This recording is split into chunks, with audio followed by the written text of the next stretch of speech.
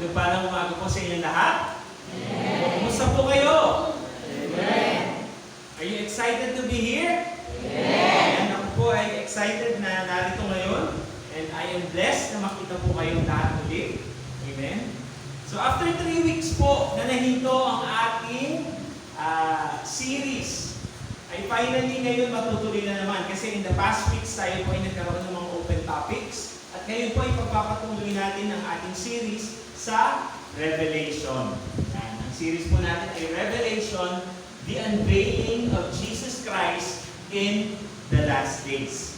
So pinag-aaralan po natin dito, o pinag-aaralan natin dito, ang aklat ng pahayag. O ito po yung aklat ng Revelation na matatagpuan natin sa likuran, o hindi likuran, yung pinakadulo ng Bible. Ito po ang huling aklat sa Biblia.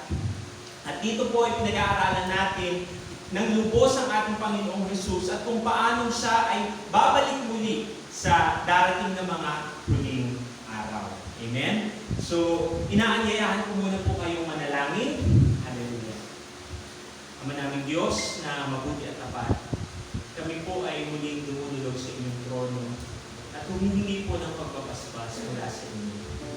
Hinihiling po namin na kayo po ang maging tagapagturo namin, Banal na Espiritu.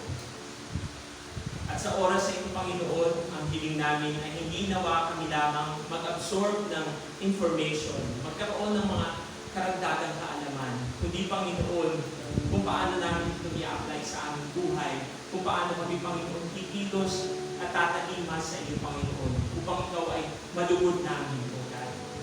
Ang dalangin po namin, Panginoon, kagaya po ng sinabi ng inyong mga salita na pinagpapala ang mga nakikinig, ang mga nagbabasa, at ang sumusunod sa mga salita ng propesiyang ito pagkat nalalapit na ang katuparan ng mga bagay nito. Kaya nga po, kami, O God, ay nagbubulay-bulay. Kami po, Panginoon, ay nag-aaral ng iyong mga salita upang nang sa gayon ay aming maisa pamuhay ito, Panginoon, at kami ay mamuhay ng may kaluguran at kabanalan sa iyong harapan habang hinihintay namin ang iyong pagbabalik. At patuloy, Panginoon, na sa mga oras na ito, hinihiling namin na ang bawat makikinig, Panginoon, ay tumimo ang mga salita mo. At ako ay gamitin mo upang ipahayag ang iyong mga salita na may kalinawan. At Panginoon, yung nais mo lamang na aking sabihin, Panginoon, ang aking mabanggit, kayo na po, Panginoon, ang magbawas sa magdagdag, Panginoon, sa aking kakulangan, Panginoon. At patuloy, Panginoon, na tinataas ka namin at binibigay namin ang kapurihan sa pangalan ni Jesus, ito ang aming sambutan. Amen. Amen. So marahil karamihan po sa mga napakinggan natin dito po sa ating topic, sa ating mga messages sa Revelation ay patungkol po sa mga nakakakilabot ng mga bagay na mangyayari. Hindi po ba? Kung natatandaan niyo po yung last week pinag-aaralan natin ang mga selyo. At sa bawat selyo na inaalis ng Panginoon, doon sa nakabulumbon na aklat o doon sa scroll, ay nagpo-pronounce ng iba't ibang judgments. Hindi po ba? Ng mga paghahatol niya sa sangkatauhan. Subalit, dito po sa ating pinag-aaralan ay pinapakilala rin ang ating Panginoong Jesus na hindi lamang po siya ang ating tagapagligtas, hindi lamang po siya yung nag-alay ng buhay sa bawat isa sa atin upang tayo ay maligtas at mapatawad sa ating mga kasalanan, kundi siya rin ang tagahukom. Ang Diyos na tagahukom. At darating ang panahon na siya ay babalik muli upang siya ay maging hukom. Amen? Bago po ang lahat ay gusto ko munang ituon ninyo ang inyong pansin dito po sa slide na ito, bago po tayo magpatuloy sa pag-aaral natin. Gusto ko po ngayong bigyan ng overview. Amen? Ayan po. Yan po ang ating end time events o yung chart po ng Revelation. At hindi ko naman po yan iisa-isa na detalyadong ipapaliwanag sa inyo. Subalit doon lamang sa lugar na kung saan tayo ay nag-aaral. Amen? At makikita niyo po yan, bininugan ko po, minarkahan ko po dyan kung saan na tayo ngayon. Yan po ay mula sa Revelation 6 to 18 dahil tayo po ay nasa Revelation o Pahayag chapter 7 ngayon. Last time na tayo ay nasa ating series ang ating pong pinag-aralan ay sa Revelation 6. At yun po yung simula ng tinatawag natin 7-year tribulation o yung kapighatian. Amen? So, gusto ko lang po kayong makasunod lahat. At bago po tayo tumungo dito sa ating pag-aaralan na yan, ay gusto ko muna pong ibaling ang inyong atensyon dito po sa left side ng ating chart. At malalaman po natin dyan, nung po ang Panginoong Jesus ay nabuhay na mag-uli. Yun po yung kanyang resurrection. That's approximately 2,000 years ago po. Ay namanagi pa po siya ng 40 days dito sa lupa upang siya po ay maghabilin sa kanyang mga disipulo upang po magpakita sa mga witnesses na tunay na siya ay nabuhay na mag-uli. At yun po, after 40 days, ay siya po ay naghabilin. Within that 40 days ay naghabilin siya sa kanyang mga disciples na huwag muna silang mag-minister, huwag muna silang kikilos, huwag muna po silang magpapahayag ng mabuting balita o mag-minister hanggat hindi dumarating sa kanila ang banal na spirito na ipinangako ng Ama. Amen? So, kung matatandaan niyo po, sakto naman po ay yun ang tinuro ni Minister Pina sa atin last week, ang pagkilos ng banal na spirito. At yun po makikita natin nang sila po ay mapuspos ng banal na spirito at si Jesus Christ ay nag-ascend na sa langit, ayun po yung ascension. Ito na po yung church age. At yung banal na spirito po ang kapiling natin ngayon. Kasama pa rin po tayo ngayon sa church age. At yung pong simula nung first century church, yung pong mga unang apostol, na ito po yung mga disipulo ng ating Panginoon na kanyang kinumisyon, kasama rin po ang ibang apostol, kagaya ni Apostol Pablo, Timoteo, Apollo, ito po mga nagpahayag ng mabuting balita, sila po ay in-empower ng banal na spirito. Maliban po sa kapangyarihan ng banal na spirito ay hindi po lalago ang church. Kasama po sila na in-empower hanggang sa ngayon ang mga faithful na anak ng Panginoon na patuloy na nagpapahayag at sineshare ang Panginoon sa lahat ng tao. Amen po ba? So, ngayon po ay nasa church age pa rin tayo at ang kapiling po natin ay ang banal na spirito. Amen? So, the church age will end kapag po ni-rapture na ng Panginoon ang church. Ang rapture po, sabi po, tingnan ko raw doon, pero gusto ko ituro dito para makikita nyo. So sa rapture po ng church na makikita natin dyan, kung napapansin niyo po sa slide, ay ang rapture po hindi natin pinag-aralan in detail dahil po marami po ang mga verses ito ay hindi sa Revelation din. Meron po itong mga verse reference sa unang Thessalonica, sa Corinto. So, hindi po natin yan in detail na tinalakay. Subalit para magkaroon po kayo ng idea, ang rapture po ay isang event na doktrina o paniniwala natin kung saan ang Panginoon ay magpapakita, will descend from heaven, at ang lahat po ng nananampalataya sa Kanya ay imimit siya doon sa alapaap. Kung una po ay ang mga namatay na kay Kristo, namatay na nananampalataya kay Kristo, yung po kanilang soul and spirit ay mayunite sa kanilang katawan, sa lupa nilang katawan na nailibing. Subalit po ay magiging glorified body na. A body that is similar to the body of Christ Jesus na mabubuhay magpasawalang hanggan. So yun po yung mga namatay na nananampalataya kay Kristo. At para naman po sa mga nananampalataya na buhay pa sa panahon na yun na dumating ang Panginoon, o I mean yung makita siya sa alapaap, kung buhay pa po tayo that time, hindi na po tayo mamamatay. We will all just be changed. Ang mangyayari po, mababago lang po ang anyo ng katawan natin at tayo po magkakaroon din ng glorified body and we will meet Him in the air. So yun po ang rapture. Ano po? So, isa po itong momentous na event para po sa church. Dahil pagkatapos po ng rapture na yun, ay magsisimula na po ang tribulation. Ayan. Yan po yung pinag-aaralan natin sa 7-year tribulation. Kung maaalala niyo po ito, kung babalik po ako sa church age, yung Revelation 1-3, pinag-aaralan po natin dyan yung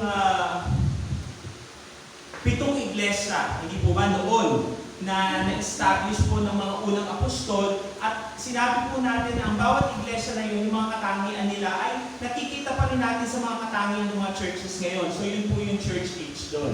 So dito po tayo, balik tayo dyan sa tribulation. Amen? Sa tribulation po, o yung kapighatian. Nabanggit ko po sa inyo sa last lesson na ito ay magtatagal ng 7 years. Natatandaan niyo po ba na yung 7 years na yun ay nakakati sa dalawa? Take 3.5 years. Ang unang 3.5 years yun ng tribulation and great tribulation, tinatawag nila yung second na half ng 3.5 years dahil po mas tumitindi at lumalala ang mga pangyayari o mga pagkakataon. Amen? So tandaan niyo po yun ano. At para lamang po naiintindihan ng lahat. Ayan. Kung bakit po ba, naisip niyo, bakit naman kailangan po magkaroon ng tribulation? Di ba? Bakit naman, ano ba itong tribulation na ito? At bakit kailangan dalhin o ipadala ng Panginoon itong kapighatian sa sangkatauhan o dito sa mundong ito? So kapag ka po sinabi natin tribulation, ayan po, it talks about the wrath of God that is coming upon the earth. Yung tribulation po yung tinatawag natin kapighatian, ito yung puot ng Diyos na darating dito sa lupa. But there are several reasons at magbibigay po ako ng tatlo kung bakit po ba kailangan na magkaroon pa nitong tribulation upon the earth. And at ito po yung mga bagay na yan. Ayan. Ang una po is to wake up unbelievers. Ayan. To wake up unbelievers. At madalas po natin napag-uusapan na noon na alam niyo po yung nakakalungkot na sa maraming pagkakataon, kailangan pang kunin ng Panginoon ang atensyon natin o yung pansin ng mga tao sa pamamagitan po ng mga pagsubok, hindi po ba? Sa pamamagitan ng mga pangyayari sa buhay nila na kung saan sila ay magigising. At ito po ang sinasabi po natin dito, nakakalungkot po dahil kailangan pang ito ay mangyari sa marakas na paraan. So, napakahaba na po at napakalawak na ng palugit at ng time na pinagkaloob ng Panginoon sa bawat isa sa atin. Biruin niyo po yung pinakita natin chart, it's been 2,000 years, hindi po ba? At magmula po noon ay patuloy na ang Panginoon na humihimok sa bawat isa sa atin, sa lahat ng tao na siya itanggapin. Subalit marami po ang natutulog, marami ang ayaw siyang tanggapin. At sa nalalapit niyang pagdating, nais po niya na talagang gisingin ang marami pang tao. At ito po ay mangyayari lamang sa panahon ng tribulation. So, yung mga iba pong mga hindi nananampalataya sa Kanya ay magtitiwala sa Kanya, tatanggapin siya sa panahon ng tribulation. So, yun po ang unang reason ng tribulation. At pangalawa is to shake up. So, to wake up and then to shake up the nation of Israel. Ano po yung shake-up na ito? Kailangan yanigin. Hindi pa po tapos ang plano ng Diyos sa Israel. Ito po ang pinili niya na bayan, na nation. At akala ng iba, ang church ay na-replace ng Israel. Hindi po yun totoo. Ang Israel po ay nananatili pa rin ang plano ng Panginoon at gagamitin po ng Panginoon ng Israel sa darating na panahon sa isang mighty way. At mamaya po yan ay maladaanan natin sa ating pong pinag-uusapan. At marami na rin po ang mga Israelita o sabihin natin mga Hudyo na nananampalataya na si Jesus ang Mesiyas. Subalit ang iba po ay nananatiling hindi pa rin nananampalataya. At ito po, parte po ng tribulation na bahagi po ng reason ng tribulation is to shake up the nation of Israel. At pangatlo po is to make up the kingdom of God. Ang ibig sabihin po natin dito ay yung ma-establish. Ito po bahagi ng mga mananampalataya, mga magigising at mayayanig sa panahon ng tribulation ay makakasama po sa pamilya, sa kingdom, sa kaharian ng Panginoon. It will make up, it will consist po yung kingdom of God, itong mga ibang mananampalataya na ito. So yan po ang reason ng tribulation.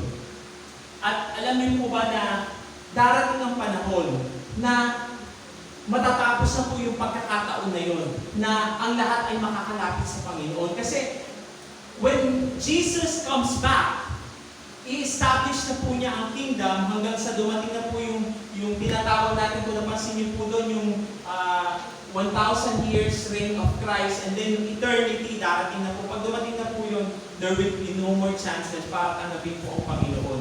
Doon na po madi-decide kung sino ang kasama niya at kung sino ang mapupunta sa dagdag-dagatang apoy.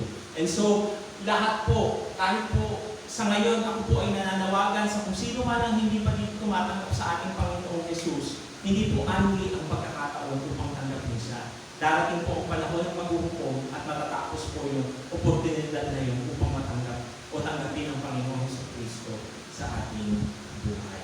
Amen po ba? Amen. So, yun po yun kung nakikita po natin. Huwag po natin palampasin ang opportunity na tanggapin ng Panginoon at magkaroon ng relasyon sa Kanya. Kaya may dahilan po kung bakit po kailangan dalhin ng Panginoon ang kapighatian dito sa mundo. At ito po yung sa pamagitan nga ng tribulation. At sinabi natin kanina, ang tribulation ay God's wrath o yung puot ng Diyos. Ngayon, pag-uusapan natin kung paano po nire-reveal itong wrath ng Panginoon o yung puot ng Panginoon sa series ng 3 events. At nadaanan na po natin nga dyan yung nakaraan. So, binibigay ko po sa inyo yung overview para maliwanag. So, God's wrath will be revealed through a series of 3 events. Ito po yung sa tribulation. Ito po yung bumubuo sa 7 taon. Amen? So, 7 seals ang una po na pinag-aralan natin, which is actually hindi naman po 7. 6 lang yung ating pinakita. Ganito po kasi ang magiging setup niyan.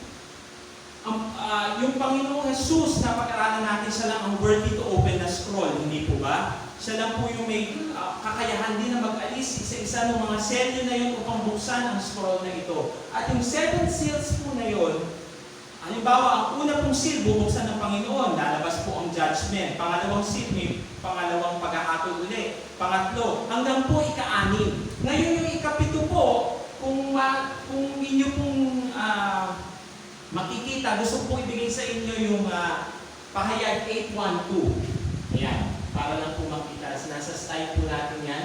Medyo tumalon muna ako para mas makita natin. Pahayag 812. Ayan. Ang sabi po dyan ng alisin ng kordero ng ika-7 selyo, makikita niyo po, chapter 7 na pinag-aaralan natin ngayon, 6 seals pa lang yung pinag-aaralan natin. Dahil yung ika-7 po, sabi ko sa chapter 8 pa, bubuksan. At sabi po dito ng alisin ng kordero ng ika-7 selyo, nagkaroon ng katahimikan sa langit sa loob ng halos kalahating oras. Pagkatapos ito'y nakita ko ang 7 anghel na nakatayo sa harapan ng Diyos at binigyan ng trumpeta ang bawat isa sa kanila. So ganito po yan ang setup, sabi ko nga sa inyo. Yung pong unang 6 na seals na inalis ng Panginoon, yung ika-7 po, hindi actually judgment in itself, kundi introduction po ng panibagong series of judgment which is called the 7 trumpets o yung 7 trumpeta na pilipanin. Nakasunod po ba kayo? At ganun din po sa 7 trumpeta. 6 na trumpeta po ang hilipanin. Ang ika-7 trumpeta ay introduction naman o panibago pong pagpapahayag naman ng 7 ng isang panibagong series of judgment which is the 7 bowls of judgment o yung 7 mangkok ng puot ng Diyos. So, at habang po nagpo-progress yan ay patindi ng patindi. So, alam po natin yung doon sa ika-6 na selyo pa lang na binuksan, matindi na, hindi po ba? Yun po ang katapusan, yung doon po sa ika-6 seal, pagpasok po ng 7 seal na pagbukas po ng 7 trumpets, yun na po yung second half ng 3.5 years ng tribulation. Nakuha niyo po? Sabi ko, hinati yun, di ba? Yung first half, yun po yung sa selyo. At yung pagsisimula po ng ika-7 selyo, ng 7 trumpeta hanggang sa 7 mangkok ng paghahatol ng Diyos, ay ito po ang next 3.5 years ng tribulation. Amen? So, ganun po yun. At gusto ko pong mabilis na balikan po natin yung kagaya po nung pinag-usapan natin sa 7 seals para po meron tayong, ano tawag po dito? Recap. Ayan. Ang una po, pananakop, pag-angat ng Antichrist. Ito pong Antichrist, pinag-usapan natin. O itong first 4, para po matandaan nyo yung meron yung 4 horsemen, yung 4 na nakasakay sa kabayo, na magdadala ng mga iba't ibang sakuna na ito. So una po yung pananakop na yon, which is yung dadaanin niya po sa kapayapaan. Ang Antichrist po na ito po yung aangat sa prominence, magiging sikat siya. Siya po yung sasakupin ang bansa sa pamagitan ng kanyang karisma. Siya po ay ay dadaanin niya sa kapayapaan ang mga pangyayaring ito, yung pananakot na yan, na akala ng mga tao ay parang yung sinusuyo-suyo lang niya. So ito pong Antichrist na ito, magkakaroon po sa time na yan ng one world leader. Yan po. Kung saan po yung mga bansa na yun magsasama-sama at may isa pong po-control.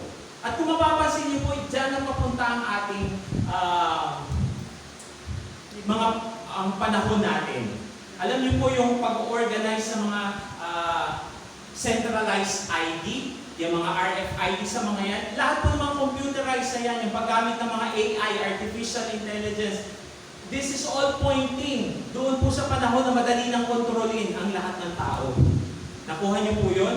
At pag dumating po yung time na yan na ang Antichrist ay mag-rule dito sa mundong ito, Antikristo po, ito po yung nagpapanggap ng Kristo o mabuti pero hindi. Actually, binablaspheme niya, nilalapastangan niya ang pangalan ng Panginoon. Pag dumating po yung time na yun, napakadali ng kontrolin ng mga bansa, ng mga tao. Yan. So, binigyan ko lang po kayo doon dahil dadaanan naman po natin yan sa mga darating pang pag-aaral. So, pangalawa, digmaan. Ito po yung pulang kabayo. And then, taggutom. Ito po yung itim na kabayo. Magkakaroon po tagutom at pagbagsak ng ekonomiya o bukas ng selyo na yun. Ika-apat po yung maputlang kabayo at kamatayan. Bibigyan ng kapangyarihan ang sila sa 1/4 na bahagi ng lupa upang pumatay. So, yung po yung pinag-usapan natin. And then, yung ikalima, ikaluluwa ng mga pinatay na mananampalataya naman.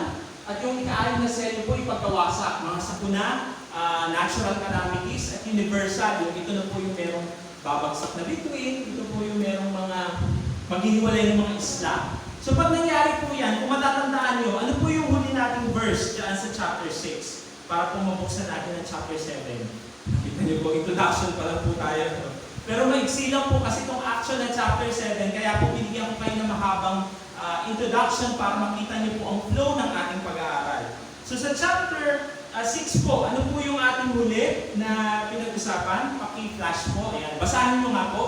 Sapagkat dumating na ang kakalakilabot na araw ng pagbuhos ng kanilang buot, at sino ang makakatagal sa harap nito? Kung tatandaan niyo po yan po yung tanong na iniwan sa chapter 6-7, yun po yung mga general, yung mga hari ay nagtago na sa mga kuweba dahil yung mga bato o ano parang gumuguho na yung kanilang kinatatayuan. At yan po yung sabi nila, itago mo kami sapagkat dumating na ang kakilakilabot na araw ng pagbubuhos ng kanilang buot at sino ang makakatagal dito. Ngayon, ang katanungan pong yun ay ibibigyan linaw sa chapter 7.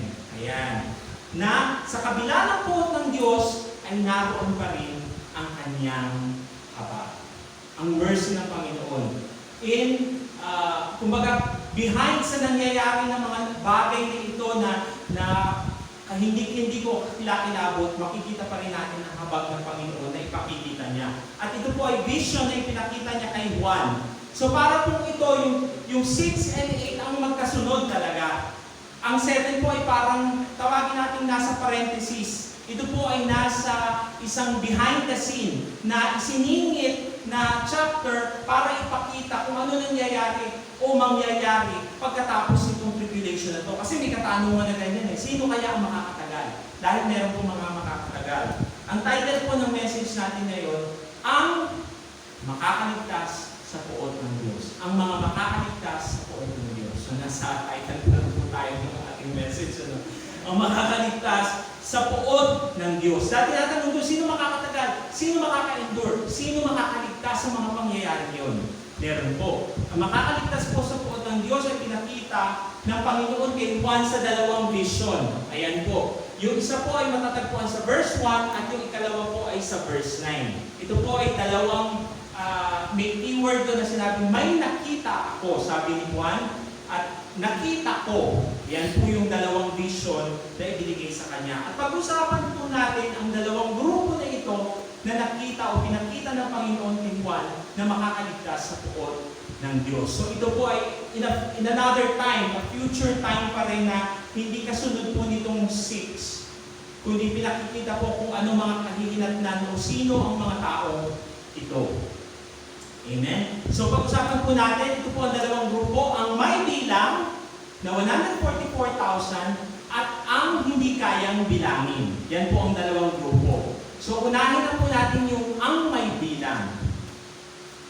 Basahin po natin bago po tuloyin na ipaliwanag yung ang may bilang na yan, ay isa-isahin po natin yung verses dyan. So sige po, basahin muna natin sa Pahayag 7:1.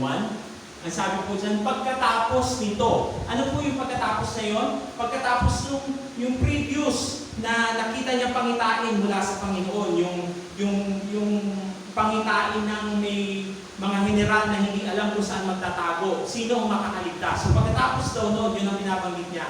May panibagong vision na ibinigay sa kanya. May nakita akong 4 na anghel na nakatayo sa 4 na sulok ng daigdig. So 4 na anghel daw to nasa Hilaga, Timog, Kanluran at Silangan. Ayan. Pinipigil nila ang 4 na hangin upang huwag umihip sa lupa. Bakit kaya? Malalaman natin sa susunod na verse. Sa dagat o sa alinmang punong kahoy. Ano po ba yung 4 na hangin na tinatawag? Ito po yung parang 4 winds of destruction. Ito po yung magde-destroy doon sa mga bagay na yan. Sumisimbolo ng magdadala ng pinsala sa daigdig. Amen? Maliwanag po. So, ang susunod po doon, ayan, basahin po natin yung dito, sumunod naman na verse. Ang nakita kong umaakyat sa gawing silangan ng isa pang anghel. So meron daw ikalimang anghel. Bukod doon sa 4 na yun, siya po yung nagpapapigil. Taglay ang pantatak ng Diyos na buhay. May pantatak daw siya, seal of the living God. At siya ay sumigaw sa 4 na anghel na binigyan ng kapangyarihang maminsala sa lupa at sa dagat. Ang sabi po niya, huwag muna ninyong pinsalain ng lupa, ang dagat o ang mga punong kahoy hanggat hindi pa namin nalalagyan ng tatak sa noo ang mga lingkod ng Diyos. So bakit niya pinapigil? Dahil kailangan tatakan muna yung mga lingkod ng Diyos na to. Sino ang mga lingkod ng Diyos na to na kailangan tatakan? Ayan po. Sino po? Sila ang may bilang na tinatawag natin. Ang may bilang na ito ay 144,000 na tinatakan sa Israel.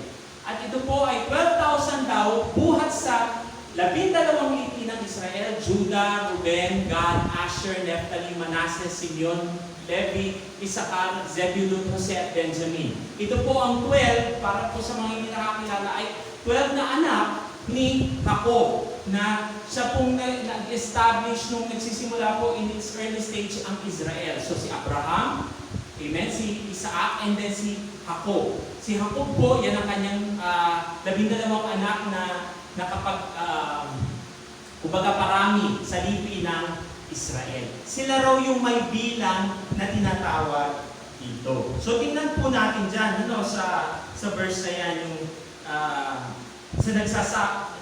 nagsasabi ng 144,000 na yan. Ano ba yung 144,000 na yan? Meron po mga religiyon o pananampalataya na nagsasabing sila raw yung 144,000. Pero maliwanag po dito sa salita ng Diyos, hindi po yan magmumula dito sa kahit na anong bansa maliban sa Israel. So, taga-Israel po, mga Hudyo po yan, 144 na yan. So, kung meron po pupunta sa inyo, sasabihin sila ay mga 144,000, hindi po totoo yun. May mga nagsasabi po kasing gano'n. Ang 144,000 po ay mga tinatakan sa Israel, hindi po yung mga kumakatok sa bahay. Amen. Sila po yung itatak ng Diyos. Tingnan po natin, i-summarize natin. Bago po yun, sabihin muna natin na ang 144,000 na ito, yung balik mo sa kabila, ayan, ay yung susunod, ayan, yung buod po. Sino ang 144,000 na ito? Basahin niyo ako. Sila ang may tatak ng Diyos sa kanilang noo. Pangalawa, Sila ay mga lingkod ng Diyos. Sabi po, lingkod daw sila ng Diyos. At pangatlo, Sila ay mula sa 12 tribo ng Israel. Ayan.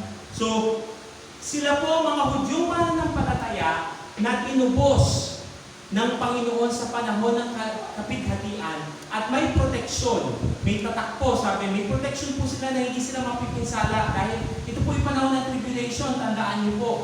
Dahil gagamitin sila ng Panginoon upang ipakilala siya sa mga di mananampalataya. Ito po mga lingkod niya na magpapakalat ng mga mabuting balita. So gagamitin po yan ng Panginoon. Maitili ang mga taong ito. Sa chapter 14 po ng Pahayag ay i-introduce muli ang 144,000 na ito. At doon po ay mas madadaanan pa natin sila. So alam niyo po maraming mga debate na ang number daw na ito, 144,000 na sabi nila, napaka-eksakto naman, di ba? Ito raw ay symbolic lang. At kahit po ako noon ay, kumbaga, ito rin ang aking, maaaring ganun nga, sabi ko, symbolic lamang itong number na ito.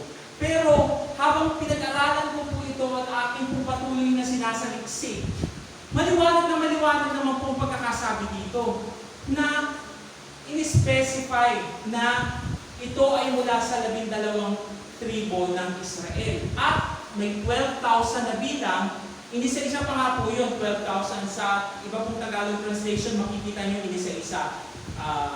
12,000 kay Judah, 12,000 kay Ruben. Inisa-isa po niyang ganun hanggang sa dulo, hanggang makumpleto po ang 12,000 na iyon at 144,000 na iyon. Very basic at very elementary kung titingnan mo na inisa-isa at eksaktong binanggit ang bilang. So wala pong dahilan na para isipin ko na hindi ito totoong bilang na binigay ng Panginoon, hindi po ba? At ang isa pa pong nakapag-convince sa akin, at ito po yung doon sa makikita natin sa susunod na point, makikita po natin sa pangalawang vision na binigay kay Juan, ayan po ang hindi kayang bilangin. So nakita niyo po yun, ito yung sinasabi ko sa inyo na nag-convince sa akin. Ang isa dito, pinakita, binigay ang eksaktong bilang. And then, ang sumunod na vision sa kanya ay hindi kayang bilangin. So, yung isa binigyan ng exact, dahil meron siyang eksaktong bilang talaga na itinakda ang Panginoon. At itong isa ay hindi raw kayang bilangin ng ninuman. Siyempre, maliban sa Panginoon, alam na niya ang bilang nun. Pero yung sa atin na sinasabi dito, yun ay innumerable. Kumbaga, countless people from different tribes, different language, different countries, magmumula po ang mga taong to. Yan ang hindi kayang bilangin. Naintindihan niyo po ba? Amen. Amen. So, ito pong hindi kayang bilangin. So, sabi ko nga po kanina, ito po, yung sa kabila ay merong hindi kayang bilangin at yung kabila ay may bilang talaga. So, ito po yung 144 at ito po yung mga Hudyo. At, tingnan po natin itong hindi kayang bilangin kung sino sila, yung buod po nito. Sila ay mga Hentil. Alam niyo po ba yung Hentil? Amen. Sila po yung mula sa bawat bansa, lipin, bayan at wika, maliban sa bansang Israel. So lahat po na nakakilala sa Panginoon na hindi po taga-Israel. Yan po ay tinatawag ng mga Hentil, kahit na saang bansa pa man yan. Ang sabi rin doon, sila ay nakadamit ng puti at may hawak na palaspas. At yung pagkaka-explain po dito sa puti na ito, hindi basta kulay puti, kundi nagniningning na puti. Kumbaga parang ito yung kalwalatian ng Panginoon na nagre-reflect din sa kanila. Sila ay may hawak na palaspas na ito po ay yung parang victory, nagpapakita ng victory, naglalarawan na sila ay victorious, sila ay mga nanagumpay. At sila ay nanggaling sa, sabi, matinding kapigatian. So sila po yung mga nanggaling, sila po yung mga, sabihin na natin siguro, sinira ng mga mabuting balita at tumanggap ng panahon na yun, and then kahit na anong nangyari, hindi sila natinag sa pananampalataya nila. Kasi po sa panahon ng kapigatian, there will be hard times. Darating po dyan yung pipilitin ka na sumamba doon sa halimaw na tinatawag nila. Mamarkahan ka ng 666. Yung mga bagay po na yun, dadaanan po natin sa iba, so hindi nyo naman kailangan i-concern ngayon. Pero itong mga nanggaling sa matinding kapigatian, pinakikita na sila'y nakaligtas dun eh. Sila'y nakatagal. Ito yung sa totoo sa tanong sa number 6, sino makakatagal? Sila po ay nakatagal dito sa matinding kapigatian na to, na kahit ano yung dumating na sakuna, kahit na sila ay pinatay pa sa kanilang pananampalataya, sila ay nag-endure. Hindi po sila natinag. Hindi nila binigay yung pananampalataya nila sa iba maliban sa Panginoon Jesus. Nakuha niyo po ba yun? Amen.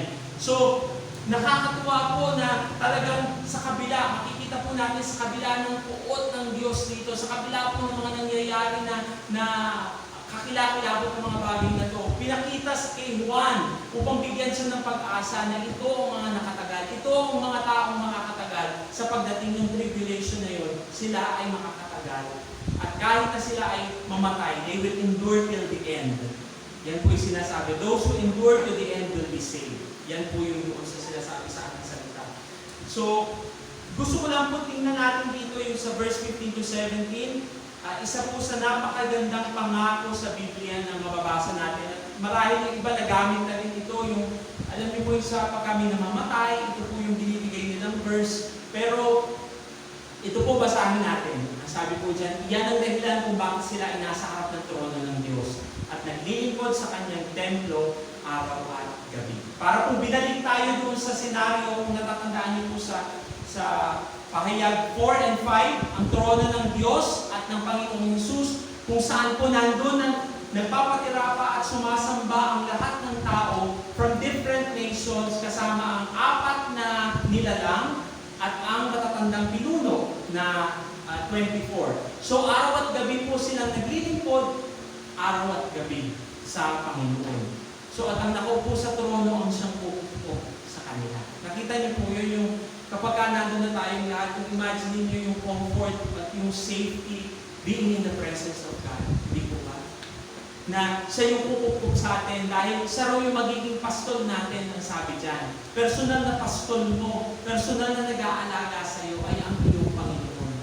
Ang sabi po dyan, hindi na sila magugutom, hindi mauumangan. Hindi na rin sila mabibilad sa araw, hindi mapapaso ng anumang matinding init. Sapagkat ang kordero nasa gitna ng trono ang magiging pastol nila. Siya ang gagabay sa kanila sa mga bukal na tubig na nagbibigay buhay.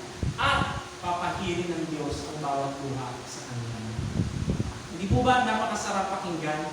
Alam niyo po dito sa buhay natin sa mundo, alam ko po na marami sa inyo, marami sa atin, ang nakaranas na ng, alam niyo po yung mga matitinding pagsubok, mga pasakit sa buhay, mga sakit sa loob at damdamin. At marami pong luha ng tumulong sa bawat isa sa inyo. Hindi ko po alam sa mga kabataan, pero alam ko, umiiyak din ang mga kabataan. Hindi po ba? May mga problema rin kayong mga nararanasan. Pero sa bawat isa po dito na sabihin natin, naranasan na ang lahat. Yung sinasabi ng mga pagsubok at mga matitinding, mga sakuna, o maaaring namatayan ng mahal sa buhay. Marami na pong tumulong luha. At may mga pagkakataon na alam po yung luha po na yun na, alam niyo po yung mga pagkakataon na punas ka ng punas pero ayaw tumigil ang luha. Luha po dahil sa tindi ng nararanasan mo. Pero dito po makikita natin na darating ang panahon kapag nakita na natin ang Panginoong Hesus, pag nandun na tayo sa kanyang presensya, siya po mismo ang magpapahidang ng luha ng bawat isa sa atin. At doon po makikita natin wala ng pag-iyak, wala ng hirap, wala ng pasakit. Yung dami ng naranasan ko dito, gusto ko ipakita sa inyo yung verse na sinabi ni Apostol Pablo sa Roma 8:18.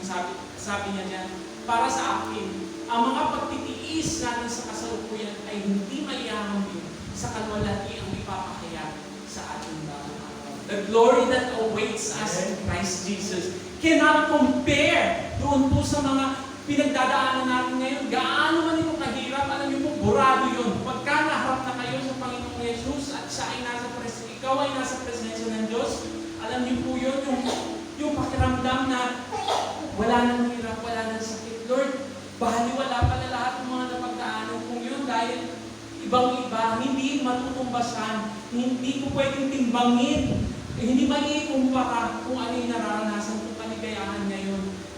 Kumpara, at pag humarap ka doon, maaaring, alam mo yung siguro sa isip lang yung ang hirap ng napagdaanan ko, pero ibang-iba to at hindi maikukumpara sa nararamdaman mo ngayong kaligayahan na kaharap mo ang Panginoong Hesus. Hindi po ba? Kaya, yun po ang pag-asa natin. At sa kabila po ng nangyayari sa ating buhay ngayon, at sa kabila ng kung anong pagsubok ang pinagdaraanan natin ngayon, meron pong glory that awaits us. Isang kalwalhatian na kapiling natin ng Diyos at kung saan siya ang mag-comfort sa bawat isa sa atin. Na wala ng sakit, wala ng hirap, wala ng luha. Siguro luha na kaligayahan kapag nagpupuri tayo sa Kanya at naglilingkod sa Kanya. Pero hindi yung kalungkutan. Wala ng mga heartaches, wala ng lahat ng mga bakit na kundi tawag kaligayahan sa piling na ating manalangin. Ama naming Diyos na mabuti. Maraming salamat sa mga salita mo. Maraming salamat sa comfort, sa hope na binibigay nito sa amin sa panahon ngayon. Kung saan marami man kaming nararanasan, may mga problema man sa buhay, meron man pong mga kalungkutan, kapigatian, pag-iyak, Lord God, mga luha, Panginoon, na para bang hindi matatapos, Panginoon. Lord God, nagpapasalamat kami dahil pinakita mo sa iyong vision, nireveal mo, Panginoon, sa iyong lingkod kay Juan na, Panginoon, ang mga bagay na ito ay lilipas din. At ang mga bagay na ito hindi maikumpara, Lord God, sa mararanasan namin kung nakita ka na namin. And Lord God, ang dalangin ko, Panginoon, sa mga anak mo ngayon. Panginoon, nawa, patuloy mo, Lord God, isingin ang aming puso't damdamin, Lord God. Na nawa mag-apoy ang aming mga puso, Lord God. Na hindi lamang namin narinig ang mga salitang ito, kundi mag-apoy ito sa aming puso, magningas, Panginoon, ang pag-iibig sa iyo, upang kami ay mamuhay na may kabanalan at katuluhan sa inyong presensya. At patuloy, Panginoon, na maging expectant na sa muli mong pagbabalik, Panginoon, i-restore mo ang lahat ng bagay, Panginoon. At maraming salamat dahil, Lord God, sa panahon, sa pagkakataon ito, alam ko na nangungusap ka sa iyong mga anak, sa kanilang mga puso, ang iyong banal na Espiritu ay kumikilos sa kanila. At Panginoon, I pray na i-comfort mo, Panginoon, those who are broken-hearted. I-comfort mo those who are broken, Panginoon. I-comfort mo ang lahat ng mga nalulungkot, Panginoon. Bigyan mo ng healing, Panginoon, ng mga may sakit, Panginoon. At bigyan mo, Panginoon, ng kasapatan sila, Panginoon. Marahil dito sa lupa, hindi nila nahahanap, Panginoon, ang pangailangan nila sa buhay. Subalit, Panginoon, nawa ito ay matagpuan nila lamang sa iyo, Panginoon. Ito ay matagpuan nila na tunay na ito ay nagmumula lamang sa iyo at ito ay mahahanap lamang nila sa iyo. Kaya saliksikin ka nawa ng bawat isa, Panginoon, sa kanilang puso at buhay. Habang kami naghihintay, Panginoon, in joyful hope, Panginoon, sa muli mong pagbabalik. Maraming salamat, Diyos. Maraming salamat at patuloy nawa na maitaas ang iyong pangalan sa aming kalagitnaan, sa iyong simbahan, Panginoon, sa church na ito, Panginoon, sa puso ng bawat isa at sa bawat pamilya, Panginoon, na nararating sa iyo. Sa iyo po pupuri ang kaluwalhatian